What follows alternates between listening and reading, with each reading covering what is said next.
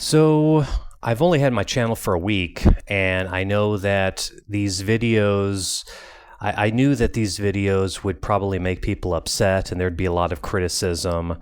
Obviously, this is not mainstream research. Obviously, I put Atwill's recent book, Shakespeare's Secret Messiah, in the description box of all my videos because I think that his description, his view of Revelation really puts everything into perspective. But anyway, people have criticized my particular video titled The Single Paragraph Which Showed Me That the Flavians Had Created Christianity. And that single paragraph is in the book by James Valliant, which is titled Creating Christ. Now, of course, people have stated that, of course, I'm not a historian, and people have stated that I lack primary sources. And I think what people fail to realize is that the purpose of this video was to show that the paragraph in the book, which is from James Valliant's book, Creating Christ, and of course, how it convinced me. So there is a link in the description box in this video to this particular book. I think most people who criticize the video haven't actually read the book or haven't put out any kind of argument. So the purpose of this particular video is one needn't have any primary sources or scholarly articles, scholarly books, scholarly material, have that tag of, oh, I'm a historian, to prove this theory that the Flavians created Christianity. The proof is in the Bible itself. Okay, there isn't any document whatsoever written by the Flavians where they explicitly state, of course this would be in Latin, stating, oh yeah, it was me and my dad Vespasian who made this entire Jesus story up. I mean, even if I were to build a flux capacitor and reach 88 miles per hour and go back in time to meet Emperor Titus and Emperor Vespasian, I highly doubt that either of them would admit to this. Okay, of course, if I were to talk to them, I need some sort of like Google Translate because I don't speak Latin. But my point being is that there isn't any primary source where there's a signature, a signature by one of the emperors of the Flavian dynasty stating that they created this. Christianity, as many writers have pointed out, Christianity is kind of like a puzzle. You have to figure it out. It's not, on the surface, it's really beautiful. You have this Jesus character, but deep down inside, it's really a puzzle. So I want us to open our Bibles. I don't know if you have a Bible on hand, but I want us to open our Bibles to to Mark, Gospel of Mark, the first Gospel, to chapter 13. And we're going to read verses 1 and 2 of chapter 13. So, as he was going out of the temple, one of his disciples said to him, "Teacher, behold, what wonderful stones and what wonderful buildings." And Jesus said to him, "Do you see these great buildings? Not one stone will be left upon another which will not be torn down." So obviously, in these two verses, Jesus is prophesying the destruction of the Second Temple. Okay, this entire gospel, and really all the gospels, well, specifically the Gospel of Mark, is really this allegory about the destruction of the Second Temple. So religious people would have you believe that Jesus is quoted as saying this by his followers, but even mainstream scholars know that this is a literary device written after the Second Temple to show that Jesus' prophecy came true, that he was telling the truth, that he was actually the Messiah because he prophesied this.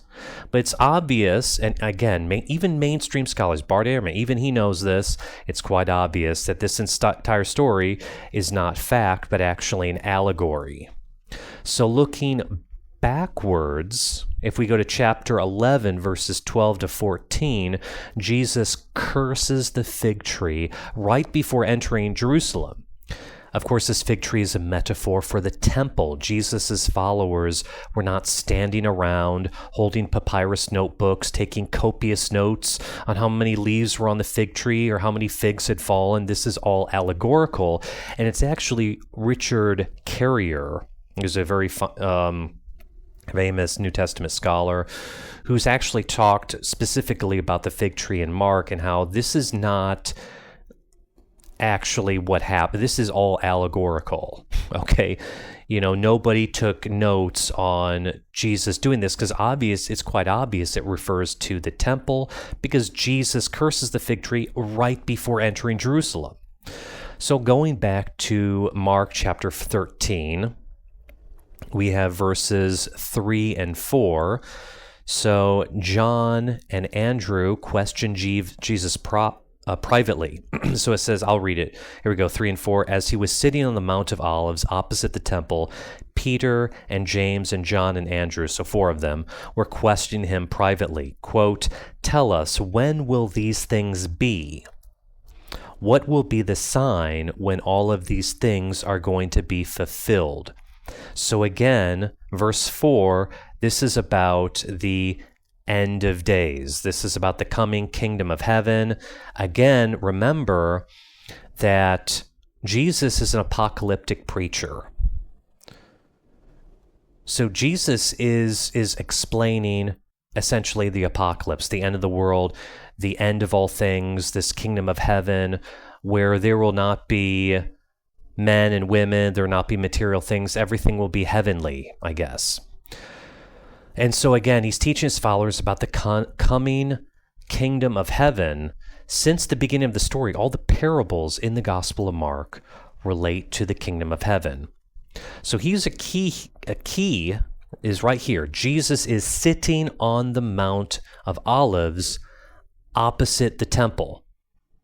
So let's dive into Josephus's work, War of the Jews. Let's see if there's a Mount of Olives in the War of the Jews. And of course there is. Let's go to Book 5, Section 67. There's a link in the description box. So it says here, again, it's describing Titus and his legions.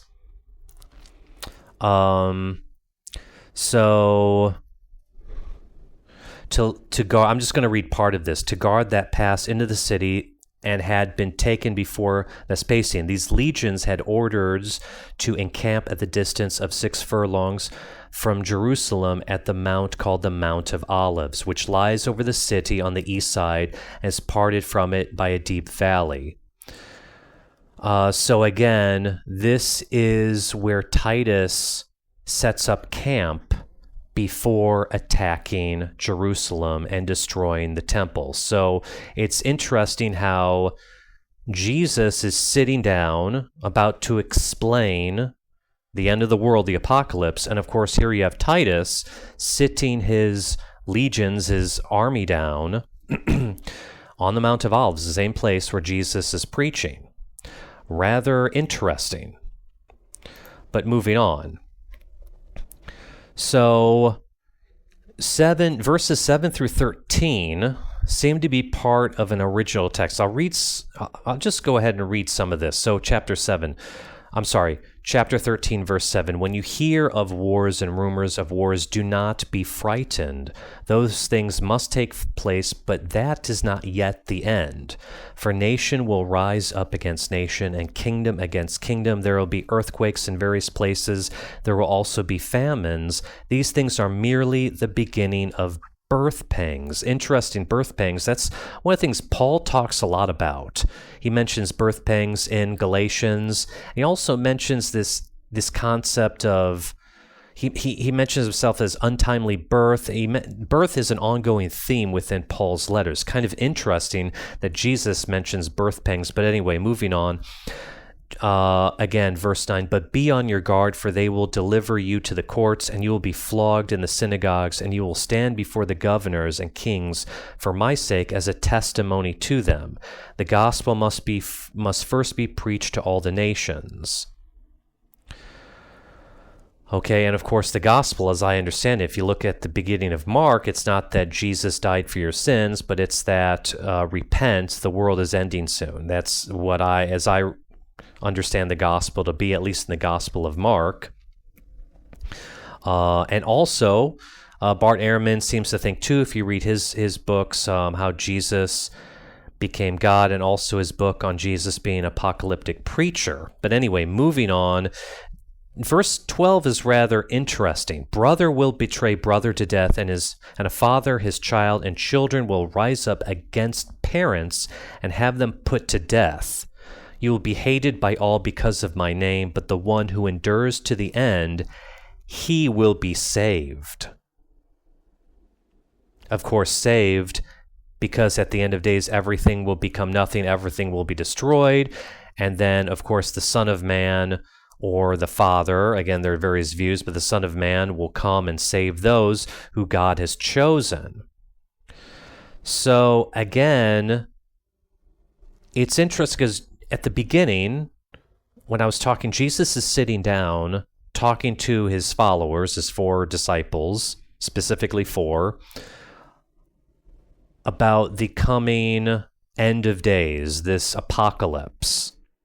But obviously Titus comes and parks his army at the Mount of Olives, but then verses 7 through 13 don't seem to have anything to do with this war. I've always thought that a lot of Mark, or most of the Gospel of Mark, is actually another text. And I think Mark chapter 13 shows this. Again, I can't prove it. I'm not a historian. But if you look at verse 14, it really sticks out. Because here you have brother will betray brother to death. You will all be hated because of my name. And then verse 14 just really sticks out. It's almost like an interpolation. I'll go ahead and read it. Verse 14. But when you see the abomination of desolation standing where it should not be, let the reader understand, then those who are in Judea must flee to the mountains. So here you have the abomination of desolation and a mention of Judea. So 7 through 13, you don't have any mention of the apocalypse, like a war, but then 14, definitely you have war here. So the abomination of desolation, who would that be in the relation to this war with the Jews? There's only one person that would be, or one thing that would be, of course, that would be Titus, Emperor Titus, or who would become emperor 10 years later. It's Titus entering the Holy of Holies. He is the abomination of desolation. He is the man of lawlessness. But again, as I mentioned, it seems to be 7 through 13 seem to be part of an original text, what mostly was a Gnostic allegory from a Gnostic apocalyptic group. I will put a link in the description to Roger Parvis's work on the Simonian hypothesis. Again, I believe verse 14 is an interpolation by this proto-Orthodox Neo-Imperial church group who kind of worked with some other Gnostic writings to create the Gospel of Mark. But anyway, this part, let the reader understand, is only in the Gospels of Mark and Matthew. And I've always thought, it's almost like comedic. It's like someone snickering, hey, let the reader understand. Because if it was serious, it probably... If the authors had been really serious, I mean, this was a really serious work of scripture, they wouldn't have added this because it just seems almost comedic. But again, this is only in Mark and Matthew. In the Gospels of Luke and John, they have taken this out. But again, verse 14, it's the only one that mentions specifically the land of Judea, whereas the other verses starting from verse 7, don't give any clues as to the area. Okay? So Jesus is, of course, describing the moment when the world ends and the Son of Man comes to save the elect or you could say the true believers. Again, this is interesting. The elect sort of refers to a Gnostic group. Again, I can't prove it, but it definitely makes you think that this original text was from a Gnostic cult. So anyway, so let's start with verse 15. Again, chapter 13. The one who is on the housetop must not go down or go in to get anything out of his house. So this is when you see, again, referring to verse 14, when one sees the Titus enter the temple, or maybe the Holy of Holies. We'll just say when Titus enters the temple, then you must flee immediately. So again, verse 16, and the one who is in the field must not turn back to get his coat. 17, but woe to those who are pregnant and to those who are nursing babies in those days. So again, this is the birth pangs, the beginning of the end of the world. But pray that it may not happen in winter. Verse 19, for those days will be a time of tribulation, such as has not occurred since the beginning of the creation, when God created until now, and never will. So this is the time of tribulation, and nothing will be like this. Nothing has ever been like this, and nothing will be like this in the future. And verse 20 is rather confusing. It says, unless the Lord had shortened those days, no life would have been saved, but for the sake of the elect, whom he chose, he shortened the days. So again, God has chosen certain people to be saved. I guess those are the true believers. The believers in what? I don't really know, but again, these are the true believers. So, again, let's go to verse 24. But in those days, after the tribulation. So again, we have birth pangs, the very beginning, and then we have this abomination of desolation, Titus entering the temple. Then we have tribulation. And then in those days after the tribulation. So immediately after the tribulation, however long it lasts, I'm thinking a few days. And then the sun will be darkened, the moon will not give its light, and the stars will be falling from heaven, and the powers that are in the heavens will be shaken. Verse 26, very important. So again, let's go back. So we have, at the very beginning, Jesus is at the Mount of Olives, describing the beginning of what the signs of the beginning of the end. We have birth pangs, brother against brother, then we have the abomination, and then we have tribulations, and then stars falling from heaven, and then of course we see the Son of Man coming in clouds with great power and glory. And then he will send forth the angels and will gather together his elect from the four winds, from the farthest end of the earth to the farthest heaven. So many scholars believe that Jesus was a failed apocalyptic preacher. And on the surface level, it definitely seems like that. Because obviously, we're still here. I mean, it's been roughly 2,000 years. We are still here. So, obviously, Jesus is a failed preacher, or maybe the writers were unsure of what they were writing. Maybe the writers didn't understand the kingdom of heaven. Maybe the writers were lying. But actually, as I've come to find out, the writers of this, the people who wrote Mark, were geniuses. They weren't lying. They knew what they were saying. There's only one person who could be the Son of Man. There's only one. If you look at... So again, looking at this war, because we looked at chapter 13, looking at the war of the Jews, you have Titus, camps on the Mount of Olives, then he goes down to Jerusalem, attacks Jerusalem, then he enters the temple, which is the Abomination of Desolation, and then he destroys the temple. So what I now know, not what I believe, not what I think, what I know is that chapter 13 of Mark is an allegory describing the destruction of the temple. So once the temple is destroyed, Rome, an emperor, Vespasian, are in full control.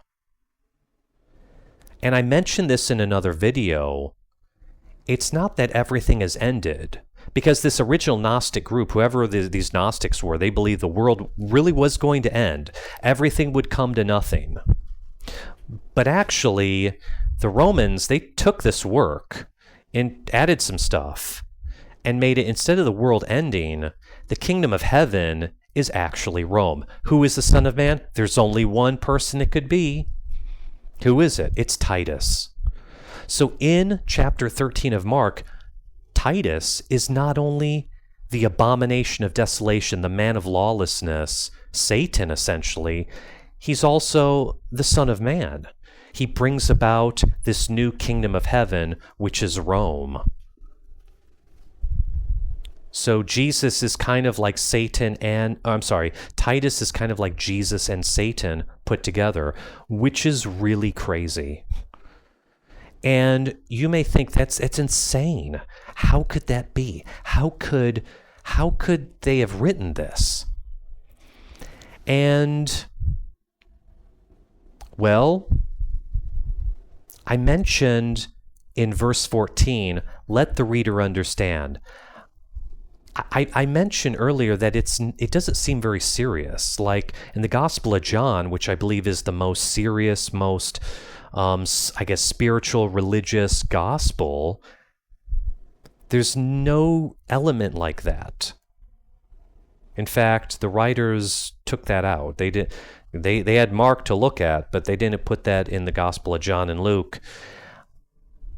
That this whole thing, this Gospel of Mark, is really a comedy. I mean, on the surface, it's a tragedy. You have Jesus who's crucified, and then, of course, his followers, disciples abandon him. But, the Gospel of Mark, it really comes across as a comedy. And, of course, who would have written this comedy? Well, of course, who else? Thank you for listening.